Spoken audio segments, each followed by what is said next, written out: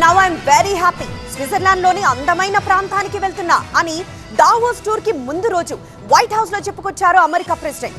Denmark నుంచి Greenland ను లాక్కునే ప్రయత్నాలు ఎక్కడి దాకా వచ్చాయి అని మీడియా వాళ్ళు అడిగితే చూస్తూనే ఉండండి, డోంట్ గో అవే అని ఎటకారమాడారు. తీరా దావోస్ వచ్చాక గ్రీన్లాండ్ పై తన ఆకలి ఏ రేంజ్ లో ఉందో చెప్పేశారు.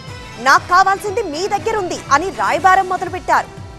సీజ్ గ్రీన్లాండ్, మళ్ళీ మళ్ళీ అదే సౌండ్. ట్రంప్ కడుపు నిండా కండకావరమే మళ్ళీ బయట పెట్టుకున్నాడు. గ్రీన్లాండ్ మీద అమెరికాకు తప్ప మరే దేశానికి బాధ్యత లేదు.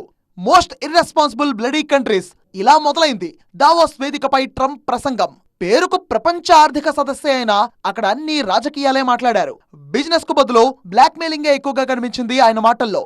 పూలమ్మినా పాలమ్మినా ప్రపంచానికి ఇంత చేసినా నాకేంటి మిగిలింది, నేను అడుగుతున్నదేంటి, ఆ ఒక్క గ్రీన్లాండేగా అని అసలు విషయానికి వచ్చేశారు ట్రంప్. ఎందరో స్నేహితులు, కొందరే శత్రువులు అంటూ పొయిటిక్ టచ్ కూడా ఇచ్చారు. ప్రపంచంలోనే అతిపెద్ద అందమైన ద్వీపం గ్రీన్లాండ్.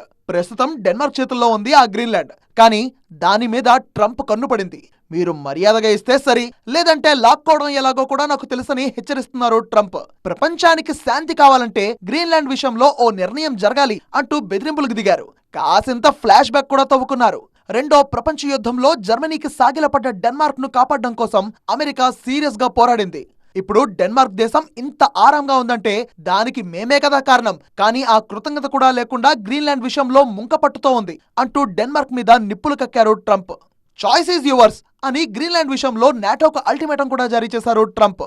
మీరు ఎస్ అంటే ఓకే, నో అంటే మాత్రం మిమ్మల్ని గుర్తుపెట్టుకుంటా అని చూపుడు వేలుతో హెచ్చరించారు. మీరు భయపడుతున్నట్టు నేను యుద్ధమైతే చెయ్యను. గ్రీన్లాండ్ స్వాధీనం కోసం అవసరమైతే బలప్రయోగం చేస్తా, మిసైళ్లు ఎగరేస్తా అన్నారు. నా పాలనలో అమెరికన్లు సంతోషంగా ఉన్నారు, వృద్ధి రేటు పెరుగుతోంది, ద్రవ్యోల్బణం కంట్రోల్లో ఉంది అని గొప్పలకు పోయారు. తన దేశం ఆర్థికంగా బలపడ్డం కోసమే మిగతా దేశాల్ని సుంకాలతో బాధేస్తున్నా అన్నారు. వెనిజులాకు తెలివైన కొత్త నాయకత్వం వచ్చిందంటే, ధనిక దేశంగా మారబోతుందంటే అంతా నావల్లే. కానీ యూరోప్ దేశాలే దారి తప్పి అప్పుల ఊబిలో కూరుకుపోతున్నాయి. సరైన మార్గంలో వెళ్లడం లేదు, వలసలపై నియంత్రణ లేదు. నేనే గేమ్ చేంజర్ని, నన్ను ఫాలో అవ్వండి చాలు అని దేవుడిలా పోజుకొట్టారు అమెరికా అధ్యక్షుడు ట్రంప్. అమెరికా అభివృద్ధే ప్రపంచ అభివృద్ధి, అందరూ బాగుండాలి, అందులో అమెరికా ఉండాలి అనేది ట్రంప్ ఇచ్చిన కన్నింగ్ స్టేట్మెంట్. మొత్తానికి నేనింతే అంటూ అహంభావాన్ని చాటుకోవడమే కాదు, గ్రీన్లాండ్ కోసం అవసరమైతే యుద్ధం చేస్తా అన్నారు. నాటో పనికి మాలిందన్నారు. యూరోప్ దేశాలపై విషం చిమ్మారు ట్రంప్. అయితే ట్రంప్ మాటలతో చిర్రెత్తుకొచ్చి అమెరికాతో వాణిజ్య బంధాల్ని పూర్తిగా తెగదెంపులు చేసుకుంది యూరోపియన్ యూనియన్. ఒంటరైనా సరే తన తుంటరితనాన్ని మాత్రం వదులుకోరు. గ్రీన్లాండ్ ని చెరబట్టేదాకా ఊరుకోరు మిస్టర్ ట్రంపాసురా.